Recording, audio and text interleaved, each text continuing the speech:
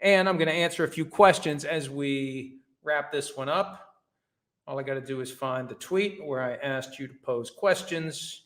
I should talk even more slowly to give myself time to find it. Here it is. All right. What do we got here? PFT PM Posse, are you part of the class in the Sunday ticket trial verdict against the NFL since you've been a subscriber for 30 years or so? I subscribed from 1997 through 2000, probably 19. At one point, I got YouTube TV. I dumped DirecTV. I knew that meant no Sunday ticket, but I'm at NBC every weekend anyway. My son was here, and I got Red Zone through YouTube TV for him to watch that. So I got it again last year. I'm done with it. I'm not getting it. Frankly, it's my own choice. I'm not calling for a boycott here. It's my own choice. After everything I've learned from this case, I'm not getting Sunday ticket anymore. I'm not doing it. I'm not going to let them take advantage of my fandom, especially since I don't need it. It's something that's here for anybody who happens to be in the vicinity of the barn who wants to come watch the game. So I'm out. I'm out until this thing changes. So I'm probably in like 2011 through maybe 18 or 19. I think what they're ultimately going to do, I think all you can do, once it's time to carve this thing up, there'll be a unit assigned to each person based upon the number of years they had it. So if I just had it in 2011, I get 1 unit. If I had it all the way through, I get 11 units. There'll be a number assigned to the unit, and it gets multiplied by 1, 2, 3, up to 11. And you'll have some people that I think it could be a decent amount of money. I think it could be in the thousands, less than 10, but I think it could be a decent amount of money. Now, before that happens, the lawyers are going to get their cut, as they should, The legal fees here are going to be significant, as they should be. Because without having a class action, you're going to have 2.4 million different people file lawsuits? Is anybody going to file a lawsuit? With all the time and money and expense just to prove my $10,000 in losses? That's why class actions exist, and that's why big companies hate them. They are a tool for making a company accountable for a lot of small indignities that happen to a bunch of people. And that's why we end up with a number that big. PFT PM Posse, why are the Chiefs and Raiders the only 2 teams without joint practices? I don't know. Do you think the league is pushing teams, coaches to schedule more joint practices as a replacement for preseason games? I think that it's just happening naturally because we've already lost 1 preseason game and we see starters playing even less in the preseason games that are occurring. So I think this trend continues, especially with the inevitability of 18 regular season games and 2 preseason games, and at some point, 19-1.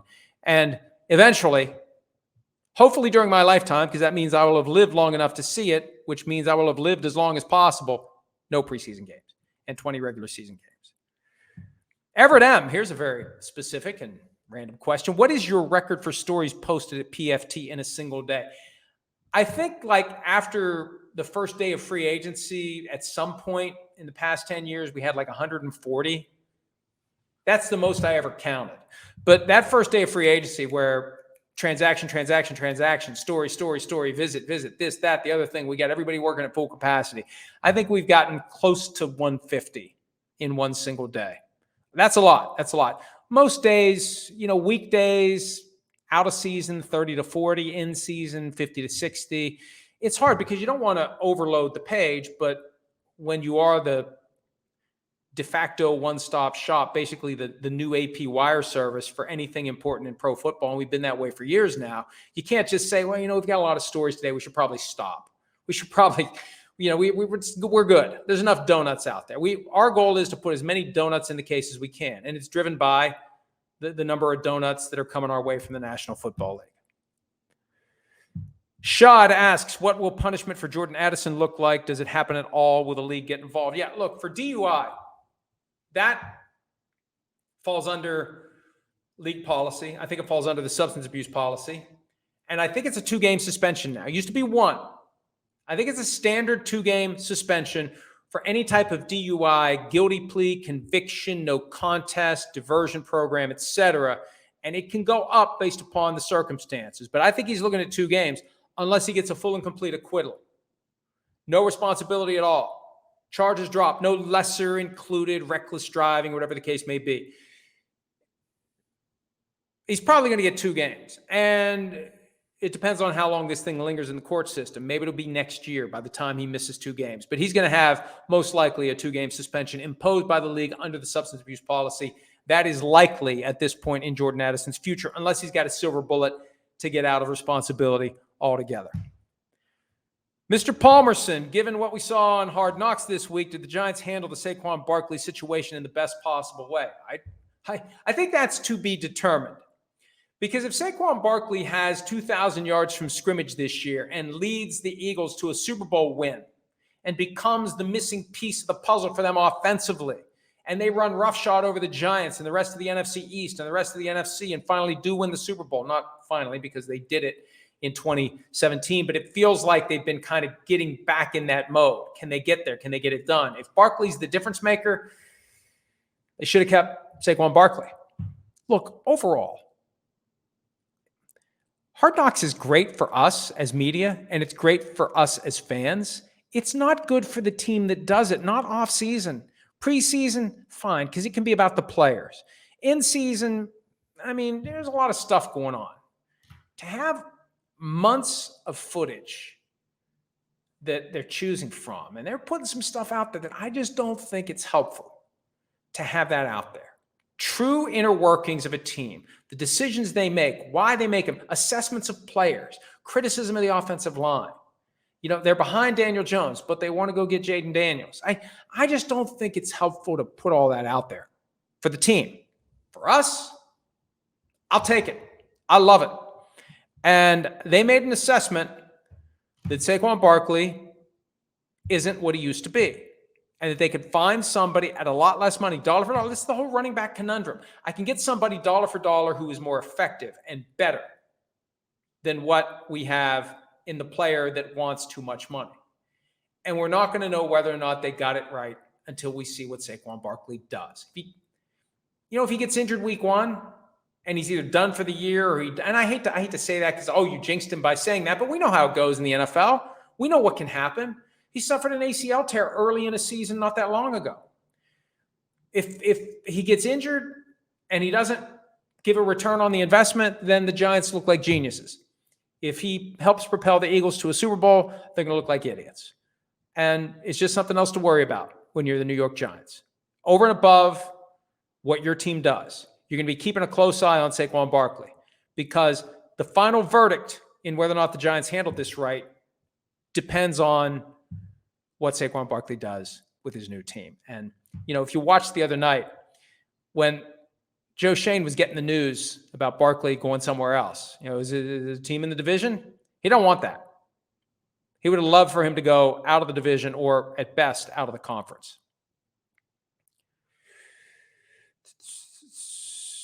All right. There's some questions here that I'm not going to be able to get to. Ask them next week, and I'll try to get to them.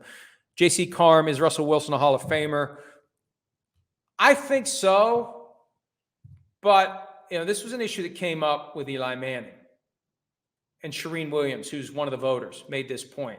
As he was getting toward the end of his career, you run the risk of weakening your case.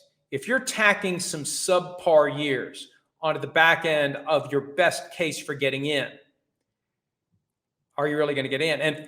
And for Russell Wilson, the best case for him would be to get back to Super Bowl or close to it. Then you're Kurt Warner, who might not. I think he still would have eventually gotten in. League MVP, Super Bowl MVP, burned bright for not a real long time with the Rams. It tailed off not long after their second Super Bowl appearance, the loss to the Patriots. And then Mark Bulger ended up replacing him, and then boom, he's on the Giants, the starter until Eli Manning was ready. If he doesn't end up with the Cardinals and they don't end up going to the Super Bowl in 2008, that donut hole, as Peter King describes it, that donut hole might be a sinkhole that would have kept Kurt Warner from getting in. And you wonder whether the 2 years with the Broncos And whatever happens going forward becomes the thing that undermines everything he did with the Seahawks. So I think he'd be I still think he gets in, but I think it's critical that he reestablish himself. And, if he has another bad year this year and next year, he might have to wait longer than we would have thought. I think eventually, I don't know.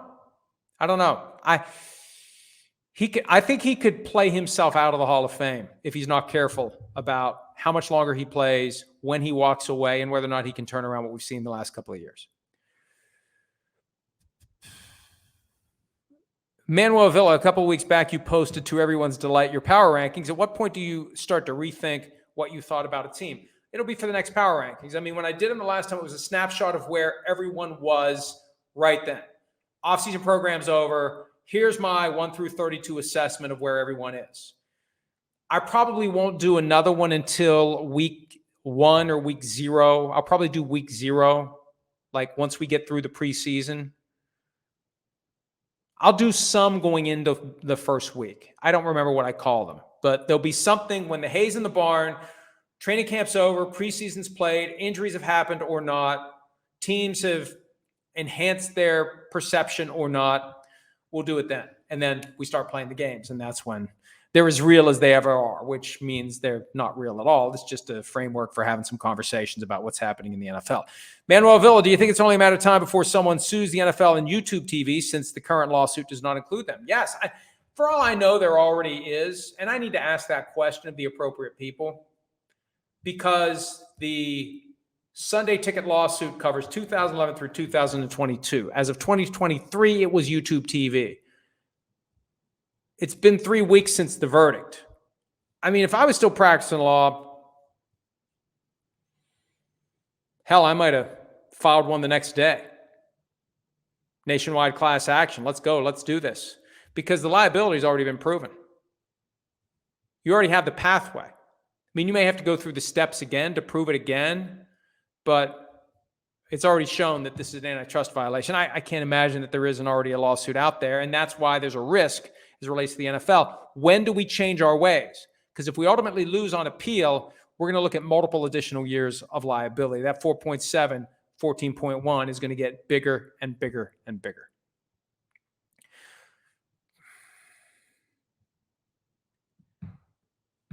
Looking for some other questions here. I need to wrap this up.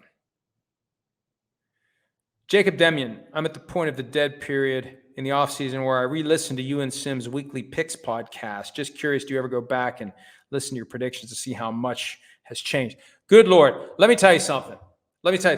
If you're going back and listening to picks podcasts from last year, you are a fan of the National Football League, and we appreciate you going back and listening.